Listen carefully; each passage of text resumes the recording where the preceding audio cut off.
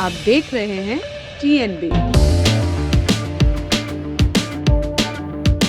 भारत में कोरोना की तीसरी लहर को लेकर सुगबुगाहट काफी तेज हो गई है। चर्चाएं इस बात की हो रही है कि यह तीसरी लहर कितनी घातक और खतरनाक साबित हो सकती है, और सबसे डरा देने वाली बात कि इसकी शुरुआत कहां से होगी और कब से होगी। शुरुआत अगर देश की राजधानी दिल्ली से करें तो 18 जुलाई को दिल्ली में कोविड से एक भी मौत नहीं हुई। ऐसा करीब 4 महीने पहले हुआ था, जब 2 मार्च 2021 को कोविड से एक भी जान नहीं गई थी। लेकिन 2 मार्च से ठीक 1 महीने बाद यानी कि अप्रैल के पहले हफ्ते में ही हाहाकार मच गया था।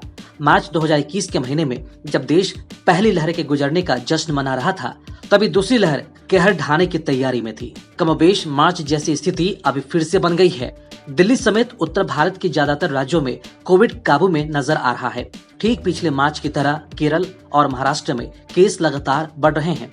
ठीक पिछले मार्च की तरह लोग मास्क से दूरी बना रहे हैं। ठीक पिछले मार्च की तरह मार्केट में भीड़ भी होने लगी है।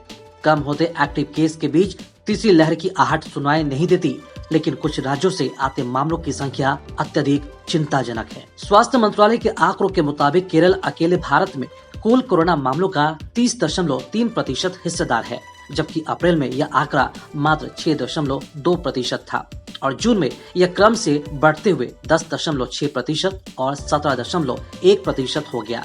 कुछ ऐसी ही हालत महाराष्ट्र की है। देश के कुल केस का 20.8% महाराष्ट्र में है। अप्रैल में यह 26.7% ही था, जबकि उस समय दूसरी लहर अपने चरम पर थी। इसके साथ ही तमिलनाडु, आंध्र प्रदेश, ओडिशा में भी अप्रैल मई की अपेक्षा वर्तमान में भारत के कुल केसों में हिस्सेदारी बढ़ गई है।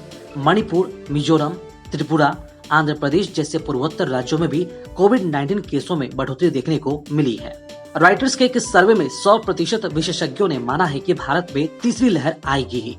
85% ने कहा कि अक्टूबर में तीसरी लहर आएगी। वहीं कुछ ने अगस्त, सितंबर और कुछ ने नवंबर, फरवरी के बीच तीसरी लहर की आशंका जताई है। एम्स में 5 राज्यों में 10,000 की सैंपल साइज के साथ सीरो प्रिवलेंस स्टडी कराई गई। 4,500 पार्टिसिपेंट्स का डेटा लिया गया, जिसके बाद यह कहा गया कि भारत में तीसरी लहर आई तो उसमें बड़ों, बच्चों में रिस्क बराबरी की रहेगी। ऐसा नहीं कह सकते कि बच्चों को खतरा अधिक होगा। IIT कानपुर के विशेषज्ञों ने ससेप्टिबल इन्फेक्टेड रिकवर मॉडल के आधार पर कहा कि तीसरी लहर का पीक अक्टूबर-नवंबर तक आ सकता है। प्रिंसिपल साइंटिफिक एडवाइजर के विजय राघवन का कहना है कि तीसरी लहर टाली नहीं जा सकती, लेकिन यह कब आएगी इसकी भविष्यवाणी नहीं की जा सकती है।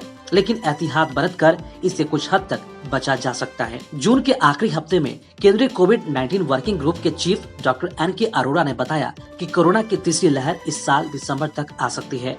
उन्होंने यह दावा ICMR की एक स्टडी के आधार पर किया था। सब रिसर्च, पूर्वानुमान और एक्सपर्ट्स की राय में एक बात कॉमन है कि तीसरी लहर आएगी। ये भी कहा जा रहा है कि तीसरी लहर बाकी 2 लहरों से ज्यादा भयानक हो सकती है। दूसरी विनाशकारी लहर से भी ज्यादा घातक ये डेल्टा प्लस वेरिएंट की वजह से आएगी, जिसका देश में पहला केस महाराष्ट्र में मिला था। हेल्थ मिनिस्ट्री में ज्वाइंट सेक्रेटरी लव अग्रवाल के मुताबिक जब वायरस में म्यूटेशन होता है तब उसकी जीवन शक्ति बढ़ जाती है। जब कई केस होते हैं तो उसके म्यूटेशन की आशंका भी अधिक होती है। ऐसे में सावधानी ही हथियार है। मास्क और 2 गज दूरी के साथ वैक्सीनेशन भी जरूरी है।